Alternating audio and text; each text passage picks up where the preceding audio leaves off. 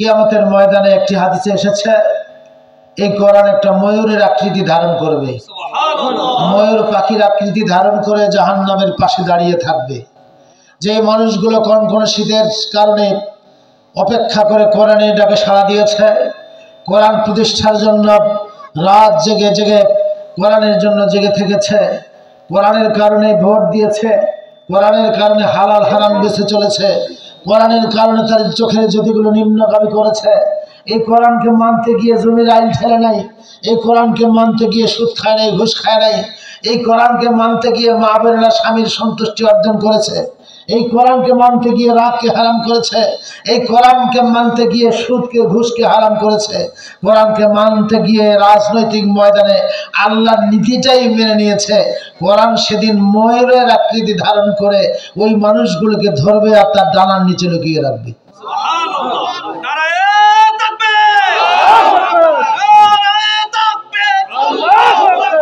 সেদিন ফেরেশতারা জিজ্ঞাসা করবে, মালিক ওই মানুষগুলোকে, যেই মানুষগুলোকে একটি পাখি ধরে ধরে তার ডানার নিচে লুকিয়ে রাখছে, ওই মানুষগুলোর নেক আমল বাকি আমরা বুঝতে পারছি না। যে মানুষগুলো জাহান্নামে যাওয়ার জন্য রেডি হয়ে আছে, কিছুক্ষণের মধ্যে তাদেরকে জাহান্নামে ফেলে দেওয়া হবে। ওই মানুষগুলোকে পাখিটা ধরে ধরে তার ডানার নিচে লুকিয়ে রাখছে, এটাকে আল্লাহ রাব্বুল আলামিন বলবেন, ফেরেশতা তোমরা যাও গিয়ে জিজ্ঞাসা করো ওই পাখির পরিচয় কি, তার বাড়ি কোথায়, তার ঘর কোথায়, তার এত পাওয়ার কেন। যেই মুহূর্তে মা সন্তানকে রক্ষা করতে পারে না, বন্ধু বান্ধব কেউ কাউকে রক্ষা করতে পারছে না, ইয়াওমা ইয়াফিরুল মার'উ মিন আখিহি ওয়া উম্মিহি ওয়া আবিহি ওয়া সাহিবাতিহি ওয়া বানিহি, সেদিন মানুষগুলো মায়ের কাছে যাবে, ভাইয়ের কাছে যাবে, বোনের কাছে যাবে, একটি মাত্র নেকির কারণে পরম আপনজনের কাছে যাবে, ফিরে আসবে। এই কঠিন মুহূর্তে কোন পাখি ওটা ওই মানুষগুলোকে ধরে ধরে তার ডানার নিচে লুকিয়ে রাখছে, জিজ্ঞাসা করা। ফেরেশতারা জিজ্ঞাসা না করেই ওই মানুষগুলোকে টানতে শুরু করবে, যারা ডানার নিচ থেকে টেনে বের করে জাহান্নামে দিতে পারে। ফেরেশতারা যখন ওই মানুষগুলোকে টানতে শুরু করবে, ওই পাখি তার পা দিয়ে এমন জোরে ঝাড়া মারবে, ফেরেশতারা উড়ে গিয়ে আবার কিয়ামতের ময়দানে পড়বে। ফেরেশতারা বলবে, মালিক আমাদেরকে যেই ক্ষমতা দিয়েছ, যেই পাওয়ার দিয়েছ, কোনো মানুষ তো নয়, গোটা দুনিয়ার মানুষগুলো যদি আমাদের সঙ্গে লড়ে কুলাইতে পারবে না। ফেরেশতাদের বর্ণনা এসেছে, একজন ফেরেশতার মাথায় যদি সাত সমুদ্রের পানি যদি ঢেলে দেওয়া হয়, তার চিপ পর্যন্ত আসতে আসতেই পানিগুলো শেষ হয়ে যাবে। ফেরেশতার পরিমাণটা হলো এমন, তার লম্বা কায়দা শক্তিধর এমন। ওই ফেরেশতারা বলবে, মালিক ওইটা কোন পাখি, তার পরিচয় দাও। তার কাছ থেকে মানুষগুলোকে বের করা যায় না, এরা কারা।